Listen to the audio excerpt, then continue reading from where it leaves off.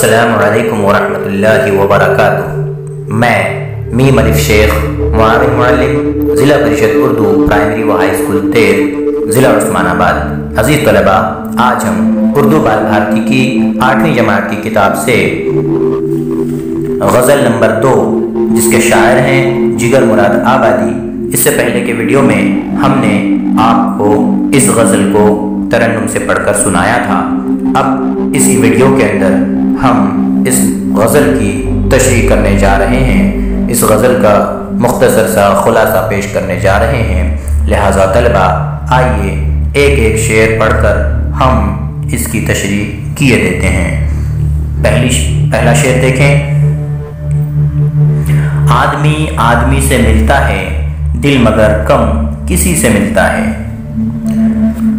गज़ल का पहला शेर जो होता है उसे मतला कहते हैं और शायर जिगर मुराद आबादी साहब इस मतले के अंदर ये कह रहे हैं कि आदमी हर आदमी से मिलता है, इंसान हर शख्स से मिलता है, लेकिन इंसान का दिल सिर्फ किसी किसी से मिलता है। हर एक से इंसान अपने दिल से नहीं मिलता।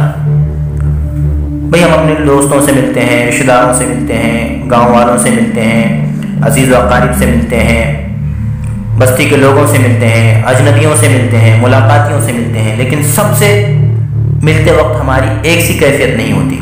कुछ ख़ास लोग ही वो होते हैं जिनसे हम बड़े अच्छे अंदाज से मिलते हैं, खंदा पेशानी से मिलते हैं, खुश अखलाक़ी से मिलते हैं, खुशी खुशी मिलते हैं, या हमारा दिल जिनसे मिलने को बेताब होता है। ऐसे बहुत कम लोग होते हैं।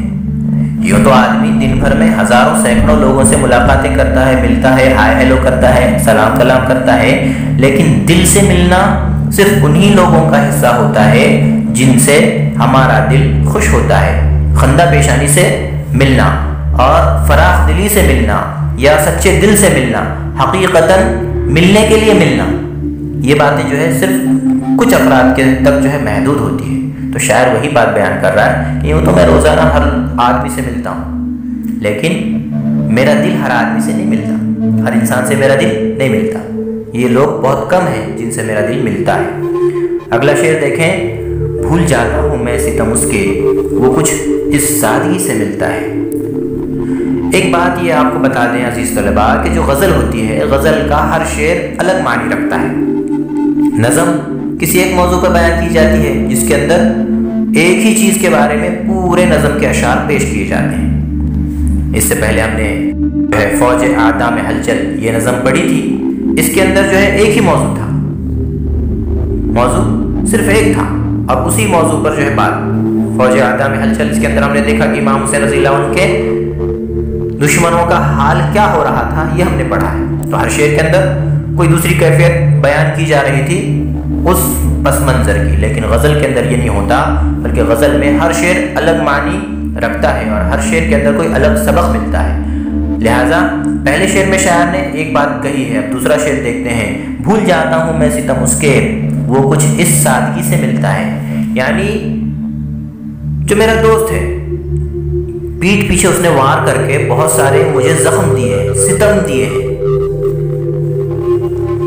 और जब वो आदमी मुझसे आकर बार बार मिलता है तो इतनी सादगी से आके मिलता है कि उसने जो मेरे साथ बर्ताव किया है, उसने जो मेरे साथ मामला किया है, वो मैं भूल जाता हूँ। क्यों?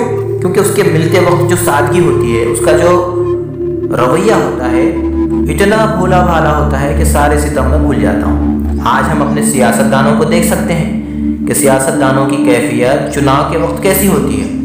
आते हैं, हाथ जोड़ते हैं, पैर पड़ते हैं, पैरों में गिरते हैं और कहते हैं कि मैं तुम्हारा हमदर्द हूँ, मैं तुम्हारा हमनवा हूँ, मैं तुम्हारे सारे काम कर दूंगा।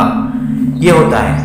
लेकिन जैसे ही चुनाव जीत जाते हैं और असम्बली और ऐवानों में पहुँच जाते हैं तो उनका रवैया बदल जाता है और सितम पे सितम किए जाते हैं, पब्लिक के हुकूक दबाते चले जाते हैं, जुल्म करते जाते हैं, नाइंसाफ़ी करते जाते हैं। लेकिन फिर जब दोबारा इलेक्शन आता है तो फिर वही अपनी नरम चाल ढाल के साथ और जो है बनी बनाई कैफियत के साथ आते हैं कि ऐसा लगता है कि जैसे इन्होंने कोई हमें सितम ही नहीं दिया है। ये तो हमारे हमदर्द हैं, ये तो हमारे हमनवा हैं, ये तो हमारे खैरख्वाह हैं। ऐसी ही फीलिंग हमें हर बार 5 साल के बाद देते हैं। तो शायर ने इसी कैफियत को इस शेर में बयान किया है कि मैं भूल जाता हूँ सारे सितम। क्यों भूल जाता हूँ कि कि जब वो मिलता है तो इतनी सादगी से मिलता है कि कुछ याद ही नहीं रहता। अगला शेर देखें। आज क्या बात है कि फूलों का रंग तेरी हंसी से मिलता है। शायर अपने दोस्त से मुखातिब और कह रहा है कि भाई मैंने तो आज तक ऐसा मामला कभी नहीं देखा कि तुम जो है इतने खुश नजर आते। हमेशा मैंने आपको उखड़े उखड़े से देखा है, लेकिन आज कुछ बात और नजर आती है कि फूलों के जैसा रंग तुम्हारी हंसी पे आ रहा है। आप जो मुस्कुरा रहे हैं, आप जो हंस रहे हैं, ऐसा लग रहा है कि फूलों में और आपके हंसने में कोई फर्क बाकी नहीं रहा है। आज क्या बात है कि फूलों का रंग तेरी हंसी से मिलता है, यानी अपने दोस्त की हंसी शायर को फूलों जैसी नजर आ रही है। अगला शेर देखें। सिलसिला फितने क़यामत का तेरी खुशकामती से मिलता है। सिलसिला फितने क़यामत का तेरी खुशकामती से मिलता है, यानी शायर यहाँ पर अपने दोस्त का कद जो है, जो ऊंचा कद है, उस कद से तशबीह दे रहा है क़यामत को, कि जो फितने आ रहे हैं दिन दिन भर, रात रात भर और नित नए रोज़ाना जो फितने आ रहे हैं, रोज़ाना कोई ना कोई फितना हमारे सामने आया होता चला जा रहा है। रोज़ एक फितना रूनुमा हो रहा है और इनका कद ऐसा है, यानी इतने बड़े बड़े फितने हैं ये, जैसा कि मेरे दोस्त का कद है। शायर का जो दोस्त है वो ऊंचे कद वाला है और उसके ऊंचे कद को तशबीह दी है, क़यामत को तशबीह दी है शायर ने अपने महबूब के, अपने दोस्त के ऊंचे कद से, कि मेरे सामने मेरी ज़िंदगी में जो फितने आ रहे हैं ए दोस्त, वो तेरे कद जितने लंबे लंबे हैं, कद जितने ऊंचे ऊंचे हैं और कद जितने बड़े बड़े हैं कि ख़त्म होने का नाम ही नहीं लेते। ए दोस्त, तेरा कद जैसा ऊंचा है, लंबा है, उसी तरह से मेरे सामने आने वाले, मेरी ज़िंदगी में आने वाले जो उलझने और फितने हैं, ये भी बड़े बड़े हैं। तशबीह दी है शायर ने।